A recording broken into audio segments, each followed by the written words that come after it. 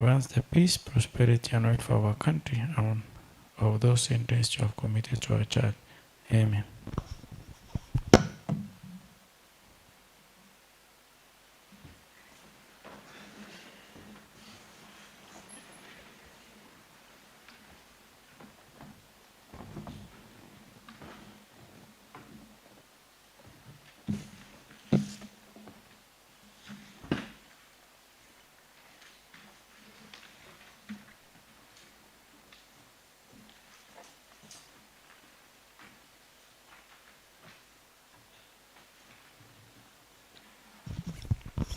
Clerk. Clerk. Order number 1, administration of oath. Clerk. Order number 2, communication from the chair.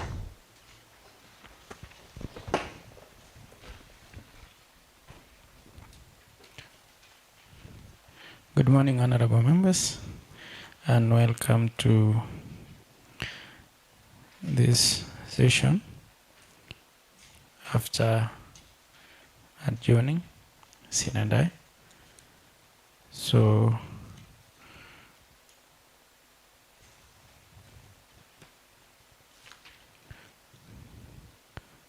having been away for 1 week,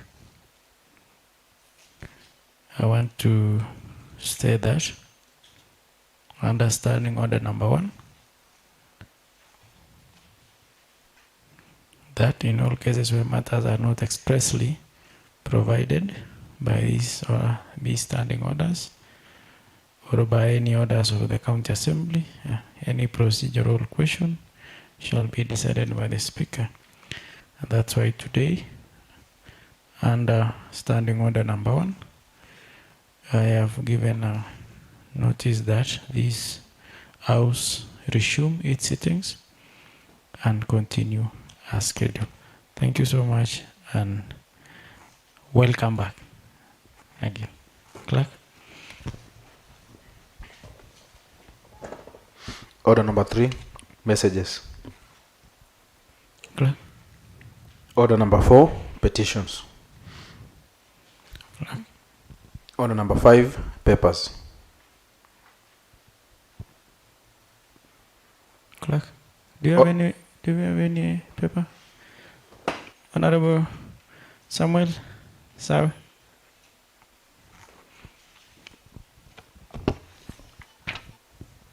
Mr. Speaker, sir, I beg to lay on the to lay the following paper on the floor of the House. That is yours in issue. Yours in issue. Finance, Budget and Appropriation Committee, 50 report on the addendum to yours in issue fiscal, yours in issue county fiscal strategy paper 2023.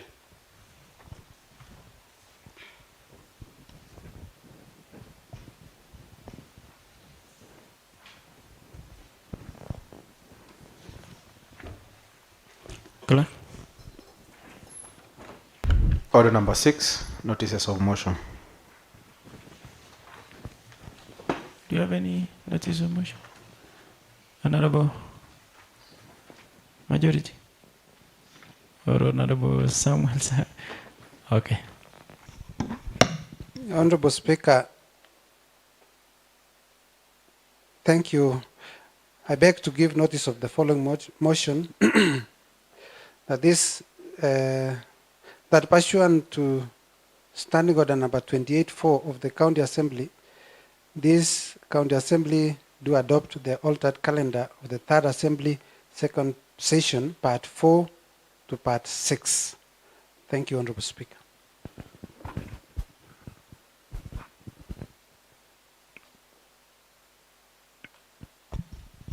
Honorable Sir.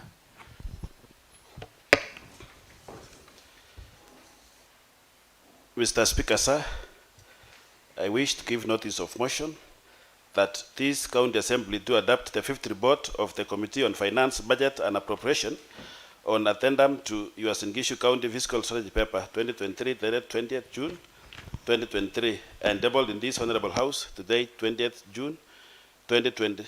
Today, 27 June 2023 without amendments. Clerk. Order number 7, statements. Order number 7, statements. Order number 8, motions and bills. Clerk. Honorable Majority. Thank you, Honorable Speaker. I beg to move the following motion that pursuant to Standing Order number 28-4 of the County Assembly, this County Assembly, the altered calendar of the Third Assembly Second Session, Part 5, Part 4 to Part 6. Honorable Speaker, as you have said earlier this morning in your communication from the chair that we had been away for 1 week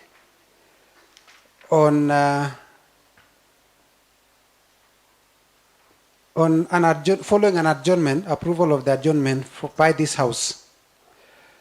I beg to move, Honorable Speaker, that we alter our calendar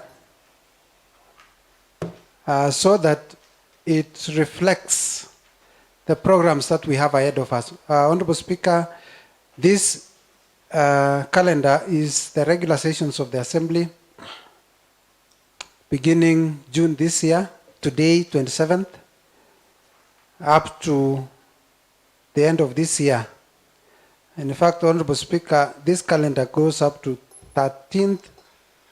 Tuesday, 13th February 2024.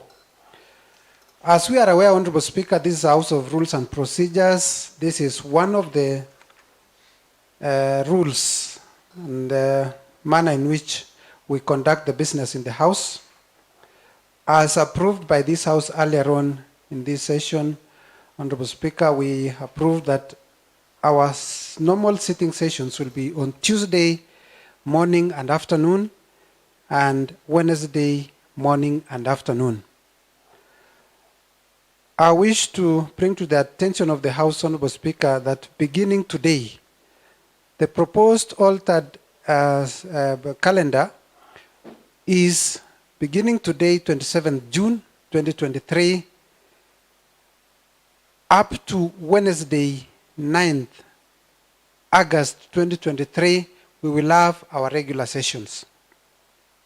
And that will be, as said, Tuesday morning and Tuesday afternoon. Wednesday morning and Wednesday afternoon. Honorable Speaker, on 10th of August 2023, we will break for a 1 month recess. That will bring us up to Monday, 11th September 2023.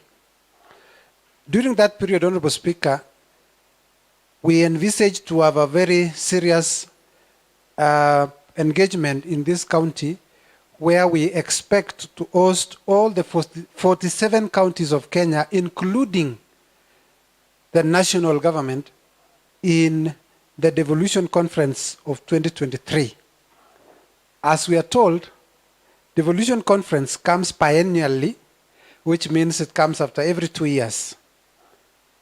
And we have learned that the next devolution conference that will come to Uasin Gishu, to this town, will be after 94 years. That means none of us here, except Bishop. And so, Honorable Speaker, it is an event that is so dear to us as government and as an assembly. We want to fully participate. Therefore, Honorable Speaker, thank you for agreeing with me that we have that short break of 1 month so that we participate fully in the activities of the devolution conference. Subsequently, beginning 12th September 2023, up to October 25th, we shall have our regular sessions of part 5 of this second session. Honorable Speaker, our calendar year in the House is divided into 2, and so this is the second session. Part 5 will now begin from 12th September to 25th October. As we have said before, our normal sittings will be Tuesday morning and Tuesday afternoon, and the following day, Wednesday morning and Wednesday afternoon. That will bring us, Honorable Speaker, to 26th October 2023. That will be a very short break, short recess, which will take us up to 6th November 2023. Now, the last part, part 6, Honorable Speaker, begins on November 7th and will take us up to 6th December 2023, where we will have another break, another recess from December 7th. That will be the break for Christmas. We will come back to the House next year, 13th February 2023, where we will now begin the other session for the next year. So, Honorable Speaker, just something to note is that, and to remind members, is that our normal sittings begin at 9:30 for the morning session and ends at 12:30. The afternoon session begins at 2:30 and ends at 6:30. Sometimes business we have a lot of business and we have to extend beyond 6:30, and there is a procedure for extending the time of the sittings. Honorable Speaker, I would wish to request honorable members that our afternoon sessions today at 2:30, I would request honorable members that we keep time because we have a special engagement in the afternoon. I would request that all of us be here just before 2:30 p.m. As is provided in the standing orders, for any special sitting, Honorable Speaker must gazette in the Kenya Gazette as is ordered by the standing order. Honorable Speaker, I wish to request the House that we approve this altered calendar so that it is in tandem with the programs and the activities of the House that we've planned to do. I just wanted also at this point in time, Honorable Speaker, we have the way we have planned the order paper. It is important, Honorable Speaker, and I'm glad that you have agreed in the next financial year that we will take a lot of time to still go through some sessions of induction, because, Honorable Speaker, as we see in the order paper, sometimes I see that you're asking the clerk to proceed, to move, because businesses like messages, for example, which is provided in our standing orders, which we provide always in our order paper, most often we have not utilized the provisions that we have.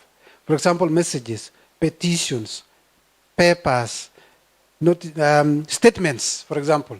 Statements is a provision that has been given to members to request for statements from the leader of majority, from the chair of a committee. It is provided for in our standing orders and in the order paper. And therefore, Honorable Speaker, as we come to the next financial year, as you've provided for those numerous inductions, sure we will be able to utilize all these provisions that we have. With those few remarks, Honorable Speaker, I request the House to agree with me so that we can have a smooth calendar for the rest of this session. With those remarks, I request the House to agree and request the Honorable Kimayo, the member for Moisbridge, to second. Thank you, Honorable Speaker.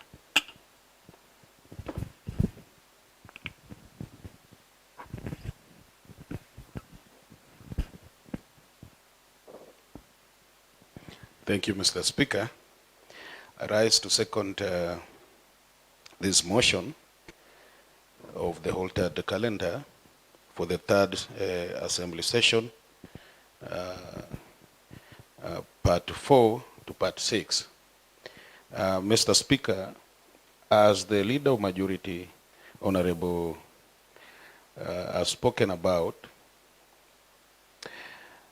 that is Honorable Sang, I wish to say this calendar that we are coming up with will assist us to plan ourselves well, especially now that you know our job as the representatives of the people in our wards.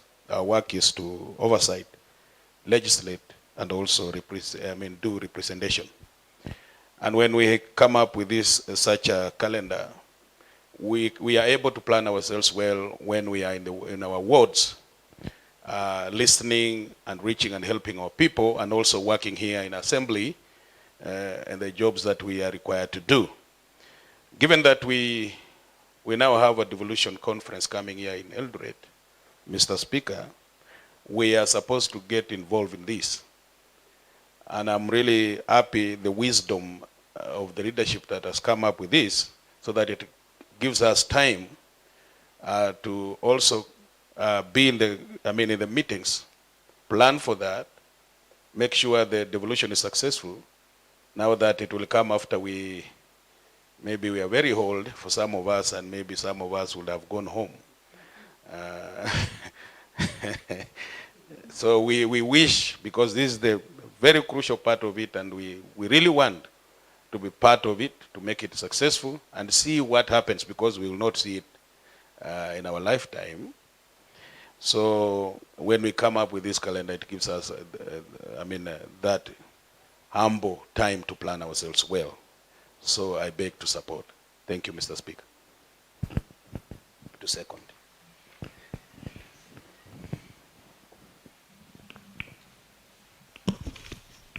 Thank you, majority and second. I now propose that, pursuant to Standing Order number 28-4 of the County Assembly, this account do adopt the altered calendar of the third Assembly second session, part 4 to part 6.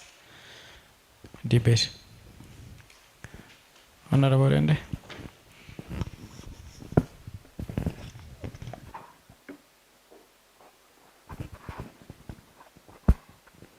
Mr. Speaker, kufuatia motion ambayo imeletwa na majority leader juu ya calendar na support, kwa sababu naona pangwa vizuri kufuatia mipango zetu na debate ambayo tutakuwa nazo katika county yetu ya Uasin Gishu. So naunga mkono timetable hiyo. Asante.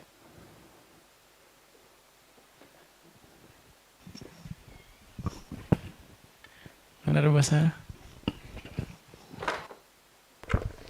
Honorable Speaker, I also rise to support the motion before this House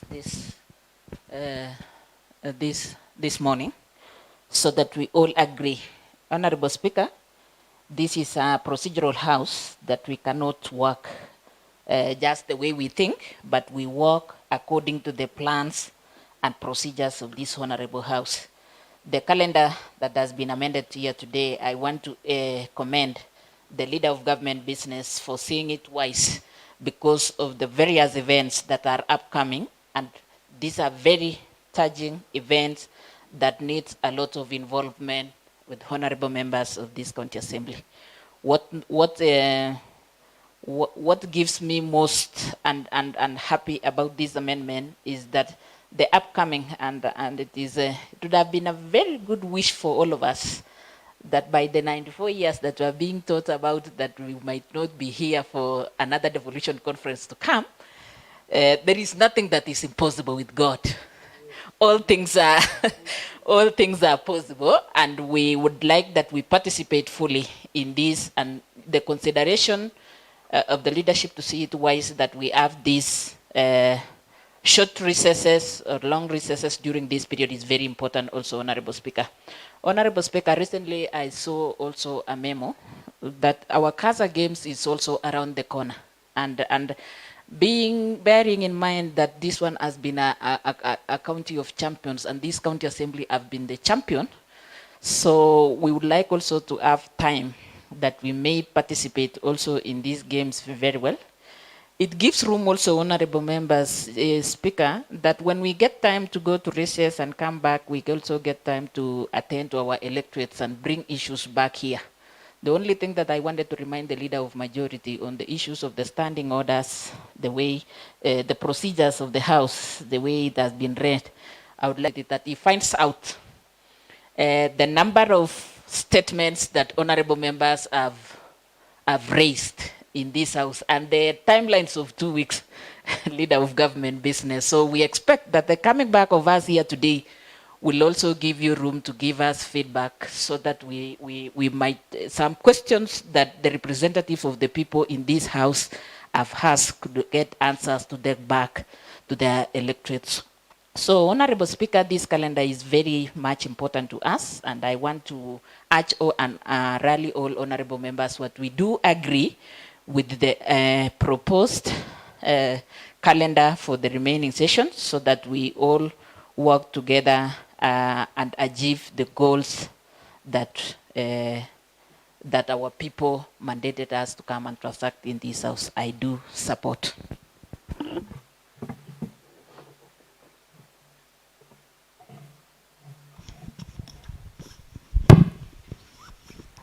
Thank you, honorable members, for that debate.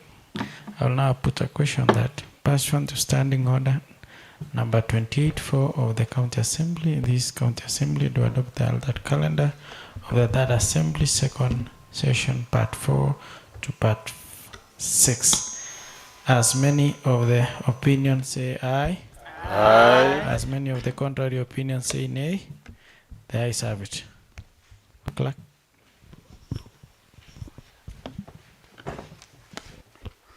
Order number 10, Bill. The Uasin Gishu County Appropriation Bill, Bill number 5 of 2023, first reading. An act of County Assembly to authorize the issue of certain sums of money out of the County Revenue Fund and the application towards the service of the year ending on 30th June 2024, and to appropriate those sums for the certain public services and purposes.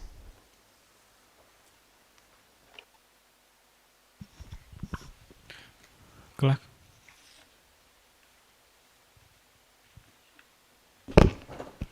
Order number 11, motion. Honorable Samuel, sir.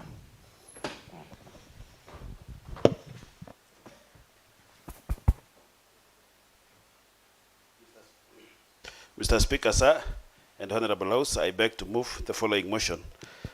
That this County Assembly do adopt the fifth report of the Committee on Finance, Budget and Appropriation on addendum to Uasin Gishu County Fiscal Strategy Paper 2023, dated 27th June 2023, and tabled in this Honorable House today, 27th June 2023, with or without amendments.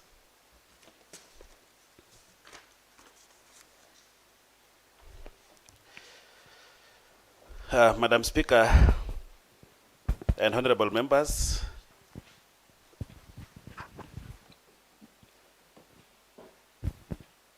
Madam Speaker and honorable members, I present to this Assembly the report of the Committee on the addendum to Uasin Gishu County Fiscal Strategy Paper, CFSP 2023 for financial year 2023-2024. I do this in fulfillment of the requirement of Section 117, subsection 6 of the Public Finance Management Act 2012. Madam Speaker, the committee membership comprises the Finance, Budget and Appropriation Committee is established under provision of Standing Order number 199. As currently constituted, the committee comprises the following members. Honorable Samuel Sawe being chairperson, Honorable Isaac Samoe being deputy chairperson, Honorable Julia Sang, member, Honorable Julius Ngetich, member, Honorable Moses Kebenei, member, Honorable Isaac Chirchir, member, Honorable Isaac Kirwa, member, Honorable David Letting, member, Honorable Amos Kiptanui, member, Honorable Rebecca Sukut, member, Honorable Evans Kapkea, member, Honorable Sarah Malel, member, Honorable Caroline Cherono, member. Point of order, Madam Speaker.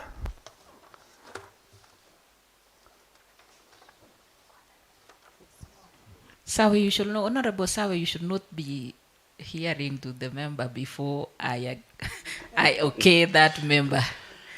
Madam Speaker. Nonetheless, let's allow Honorable Rende. What's out of order, Honorable Rende? Madam Speaker,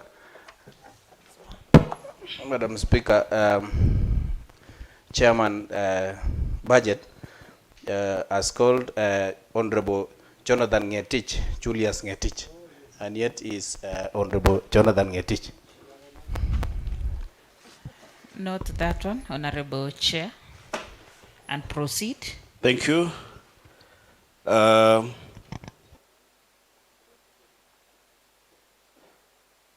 Thank you, Honorable Speaker. Understanding Order 193. Order, Honorable. For purposes of answer, Chair, you might correct that mistake to be captured it very well. Thank you. Yeah. Thank you, Honorable Speaker. Yeah. The committee membership comprises of the following honorable members. I did say Honorable Samuel Sawe being chairperson, Honorable Isaac Samoe being deputy chairperson, Honorable Julia Sang being member, Honorable Jonathan Ngetich, member, Honorable Moses Kebenei, member, Honorable Isaac Sirjir, member, Honorable Isaac Kirwa, member, Honorable David Letting, member, Honorable Amos Kiptanui, member, Honorable Rebecca Sugut, member, Honorable Evans Kapkea, member, Honorable Sarah Malel, member, and Honorable Caroline Cherono.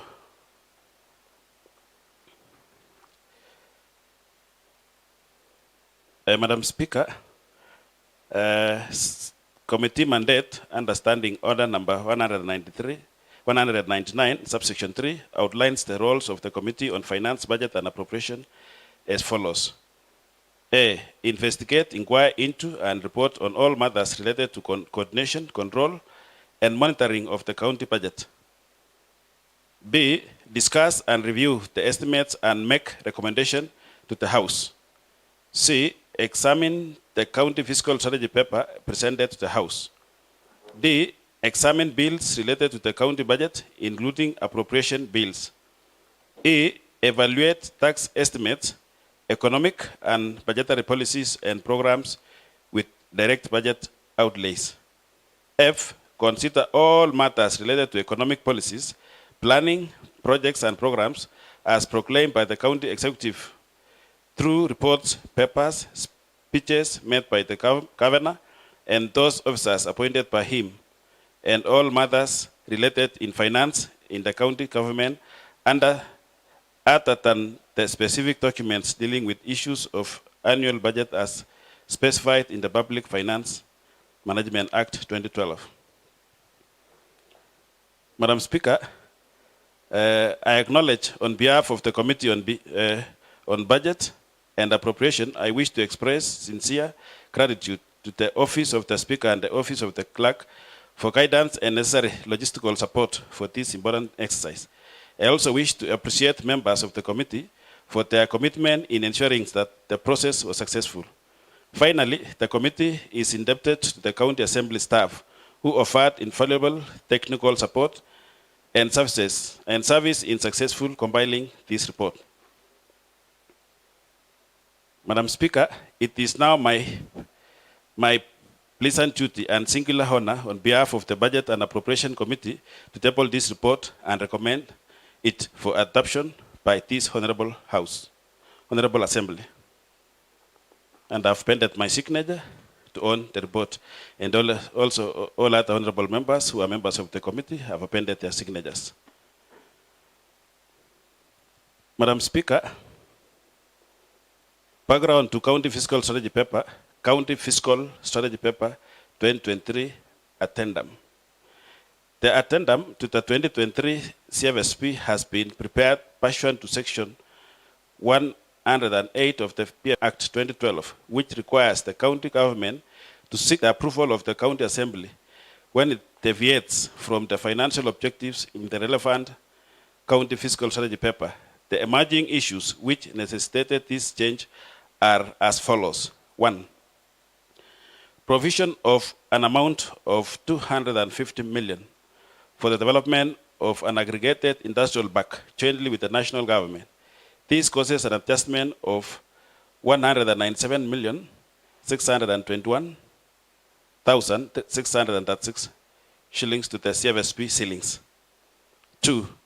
An increment of ceilings for the county assembly from 758,120,114 shillings to 846,524,510 shillings, as provided in the County Allocation of Revenue Bill 2023, an increase of 88,404,396 shillings to the CFSP ceilings. Number 3, establishment of the office of the county attorney with an allocation of 10,725,857 shillings in accordance with the Office of the County Attorney Act 2020. Number 4, an allocation of 50 million for the preparation of the forthcoming devolution conference, an increase of 48,950,000 shillings to the CFSP ceilings. Number 5, an allocation of 55 million for the purchase of motor vehicles to replace the older ones, an increase of 41,169,346 shillings to the CFSP ceilings.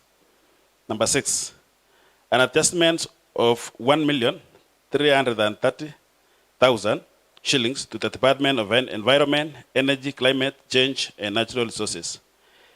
These additions have necessitated adjustment to the overall budget from 9,795,514,071 shillings to 9,803,918,446 shillings to be financed by the equitable shareable revenue of 8,426,072,605 shillings and ORS of 1,179,043,370 shillings. ORS is own source revenue. The revised county fiscal framework provided in Table 2.1 provides an aggregated resource envelope and expenditure for the current year and 2023-2024, 2025-2026 MTEF period. Additional conditional grants. Madam Speaker, further the amendments of the County Fiscal Strategy Paper 2023 has been necessitated by the addition conditional grants by 363,389,021 shillings.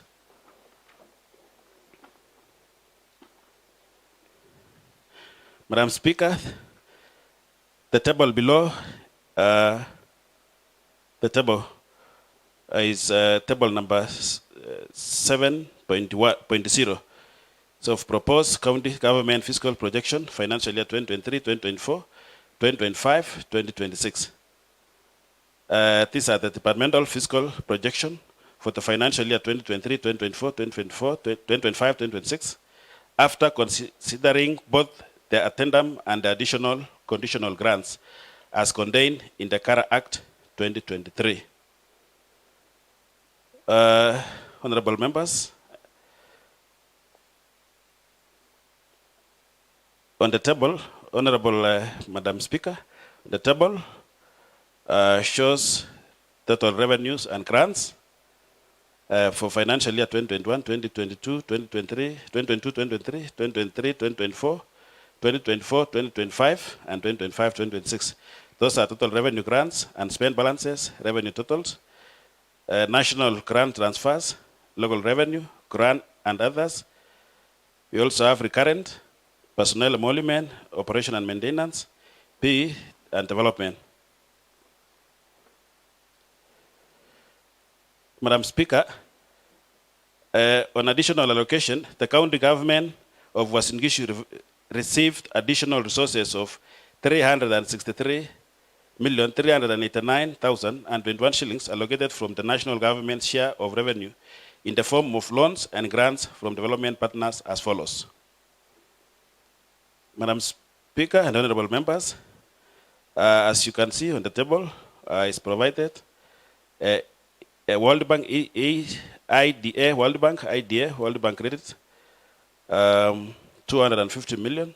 We have 90 million. We have 11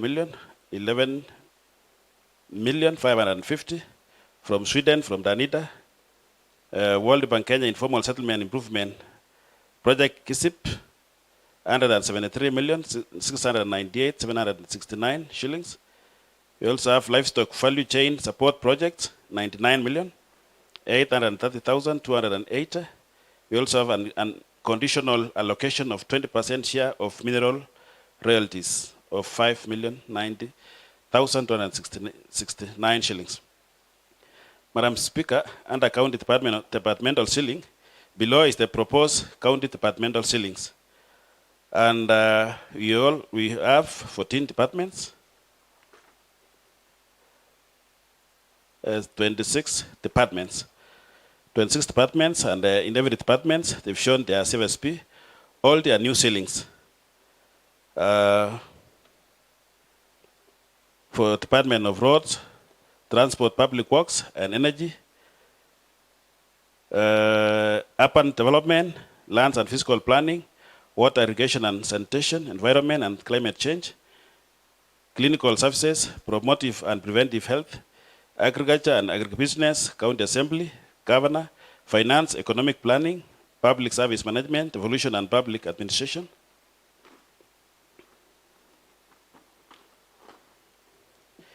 County Public Service Board, Partnership Liaison and Linkages, ICT, E-Government and Innovation, Municipality of Eldoret, Livestock and Fisheries, Trade Development and Industrialization, Cooperative and Enterprise Development, Education and Vocational Training, Gender, Social Protection and Culture, Youth and Sports, County Attorney.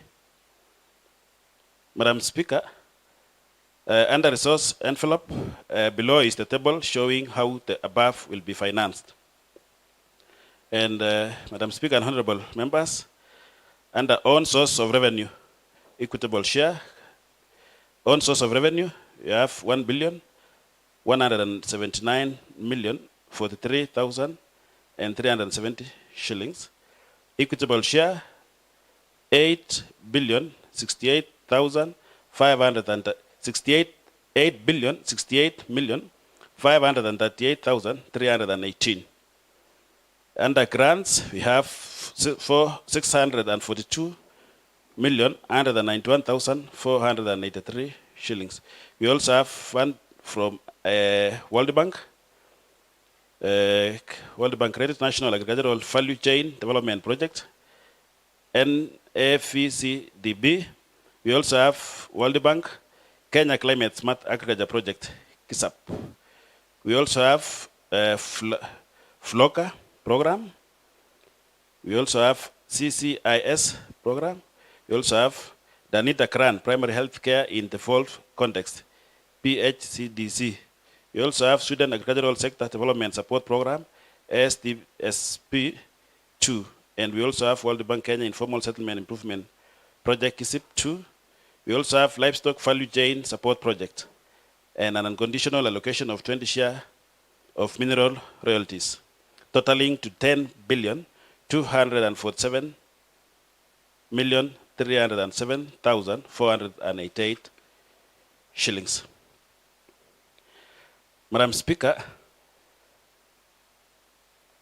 Pursuant to the standing orders number 192, subsection 1 and subsection section 2 of the Uasin Gishu County Assembly, the committee recommended to adopt this report on 14th June 2023, and therefore request this House to resolve as follows: that this County Assembly adopts the report of the Finance, Budget and Appropriation Committee on amended County Fiscal Regi paper received on 8 June 2023, and subsequently to this committee for consideration on 13 June 2023, to consider the report and adopt it with or without amendments.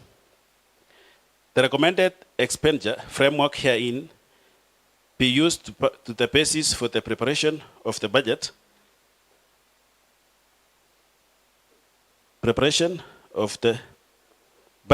estimate for financial year 2023-2024, and the County Appropriation Bill 2023.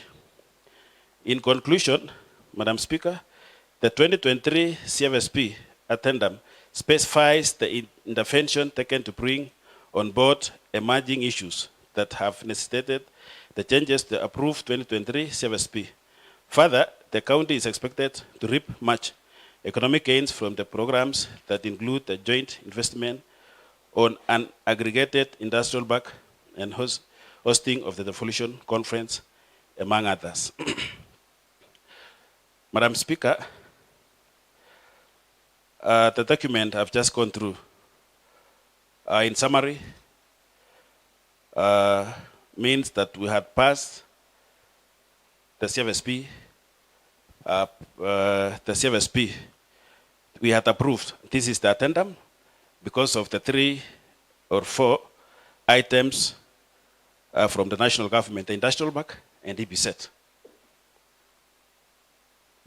Madam Speaker, I want to request this Honorable House that the industrial park which is coming to our county, Uasin Gishu, will create jobs opportunities for the residents of this county.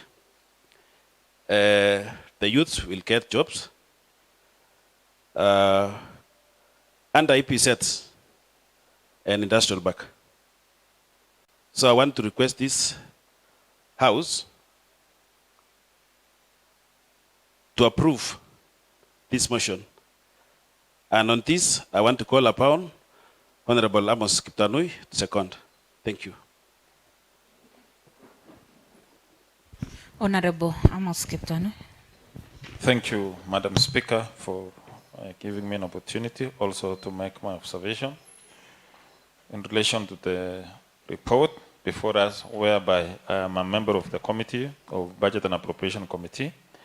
And Madam Speaker, first I want to thank all members of the committee, led by our able chairman, Honorable Sawe, for the commitment and passion that he has for the committee, and that is why we are able to come up with such a report.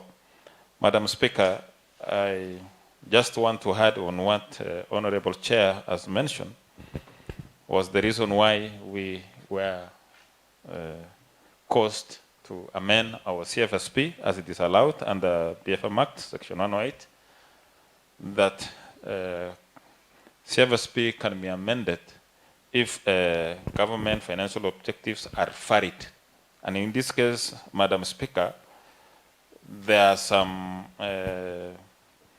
factors or some variation on financial objective which necessitated the amendment of the CFSP, given that it has not been long since we approved as an assembly, and it has been expounded very well. The problem or the reason is that it's not the assembly, not the executive, but with the bodies which they are supposed to respond on time. Like the issue of CARA Act, we are all aware that there was some addition of 363 million, which were increased under the CARA Act, which was appended by His Excellency the President. And when we approved our CFSP by then, it had not been captured. Again, Madam Speaker, that led to readjustment of programs. And One case example is our county assembly, which got additional 88 million. And that definitely will deviate from the approved CFSP that we did initially. Also, there are some other programs which has been highlighted by our chairman on the issue of industrial park, that these are jointly venture or investment by both national and county government. And as a result of that, for this program to go on very well, there was a request by the national government that we as a county government, we make a provision for some funds so that this could be a joint collaboration, because definitely it will be our program, it will benefit our county. So it is some sort of a complementary support that we are giving each other. So that communication came very late, and we had to factor in so that as we approve our budget, maybe the day before the end of the financial year, the same can be captured. Also, the issue of devolution conference. I was made to understand, or there was information that there was an agreement before the Council of Governors that each county to make its contribution, but the contribution is so minimal. I understand each county is to contribute 2 million each. Multiplying by 30 counties, what 7, it's less than 100 million. And to make it worse is that those money will not be used for the purpose of maybe doing what was required. They have their own menu, they have their own specifics, like the issue of publicity. And I'm happy that a billboard has been erected on your way to town from Kapseret, where Honorable Gabenei resides, and also Uruma, I don't know, all the entries towards this town. I've also been made to understand it has been erected, I don't know, Naifash or where.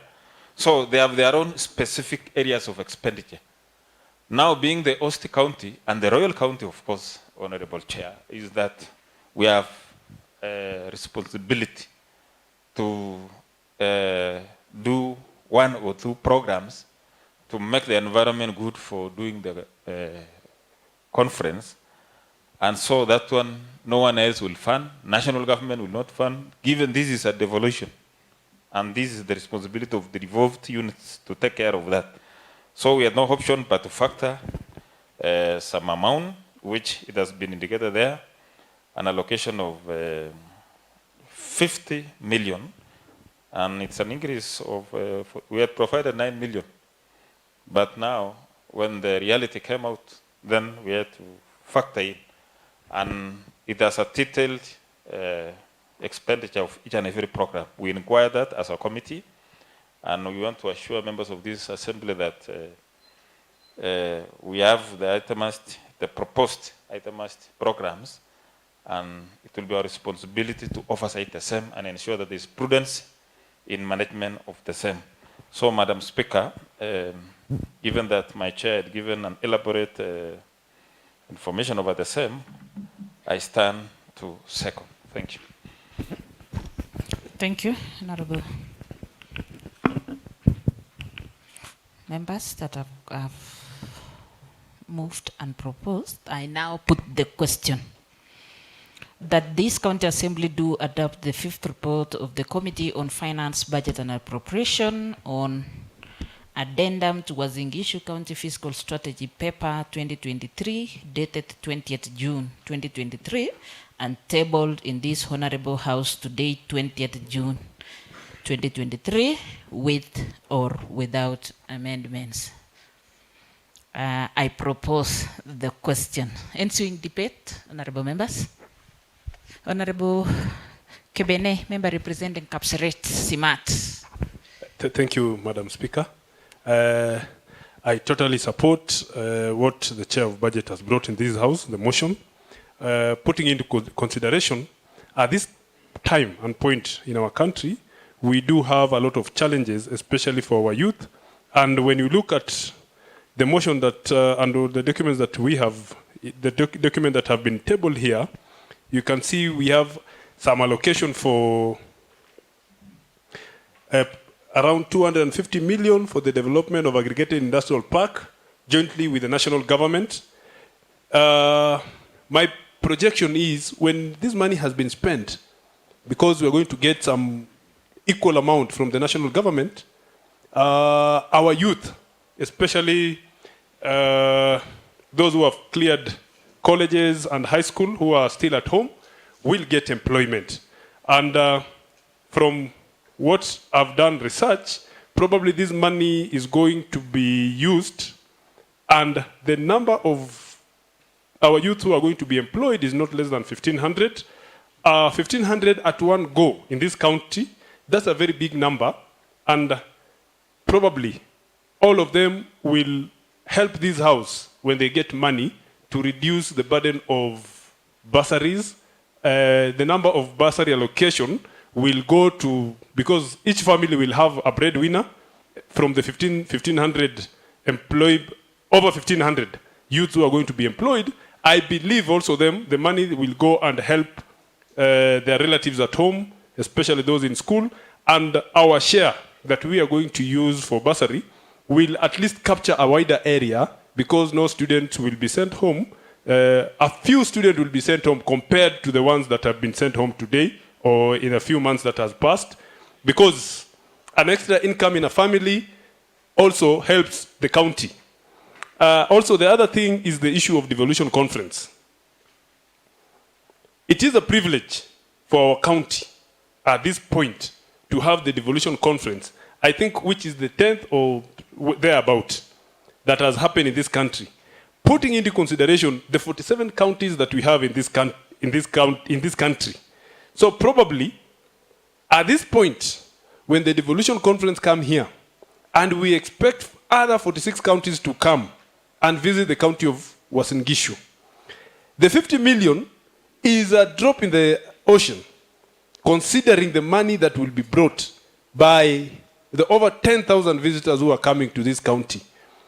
Number one, our hospitality industry will have full board for the 1 week or 5 days that they will be here. And that translates automatically to more employment, even if it's casual for small basis, for a shorter period. But as long as 10,000 people are in this county, we are going to have all hotels booked. We are going to have the petrol stations that are working in this town. All of them, most likely, the owners will they will be restocking the fuel because of the movement of vehicles within this town. And when you go and look at the county the way it is, especially within the municipality, towards Eldoret Airport, where I come from in Kapsaret, you know, they usually say, I don't know if Madam Speaker will allow me in Kiswahili, just to say the way it's been said, Mugeni njoo mwenyeji apone. The people of Kapsaret now, they are seeing, at the moment we are looking and we are seeing some changes, especially in the beautification area, and the street lights that is coming all the way from the airport to Eldoret town. These are some of the fruits that the devolution conference is bringing to the county of Uasin Gishu. And to that point, Madam Speaker, I totally support the motion, and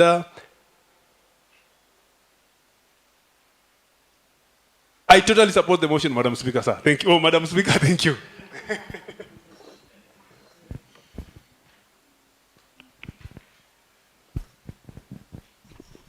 Leader of Government Business.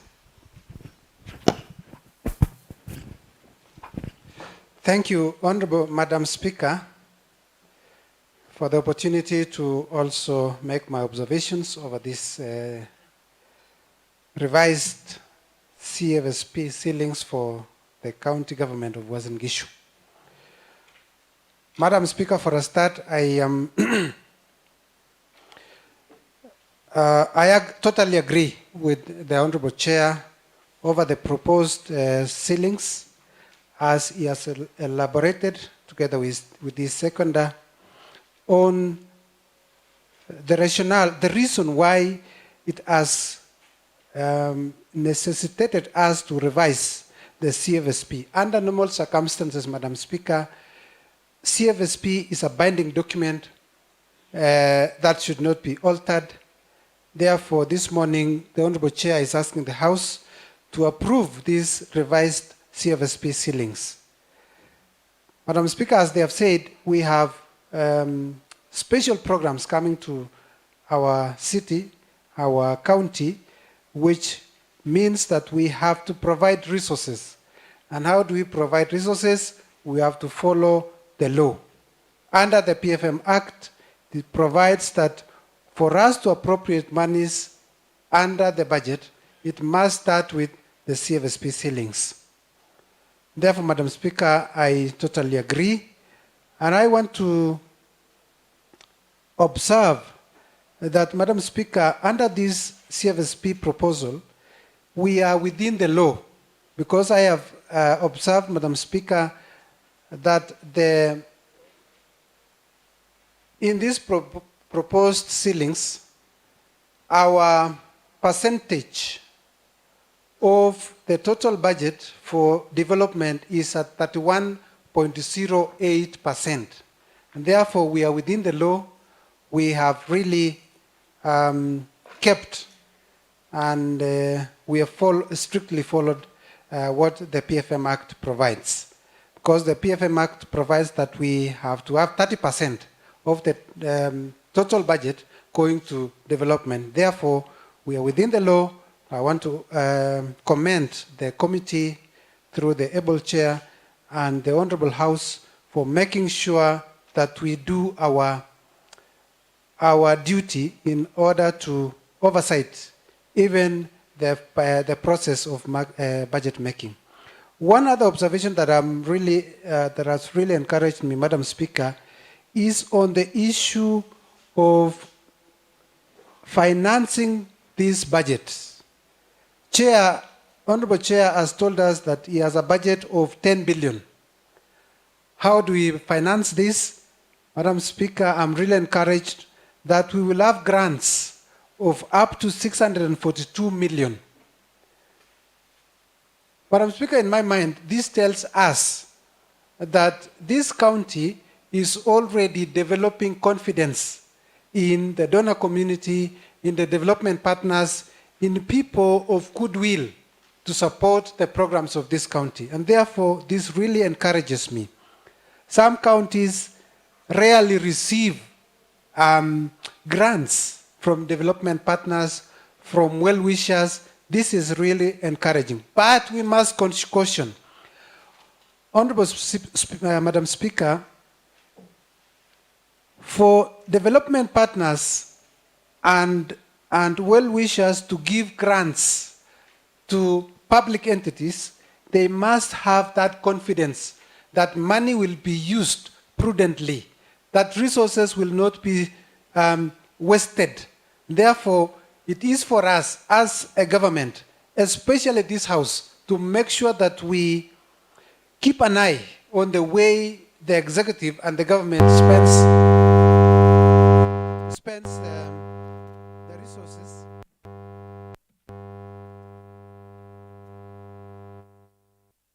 Because, Madam Speaker,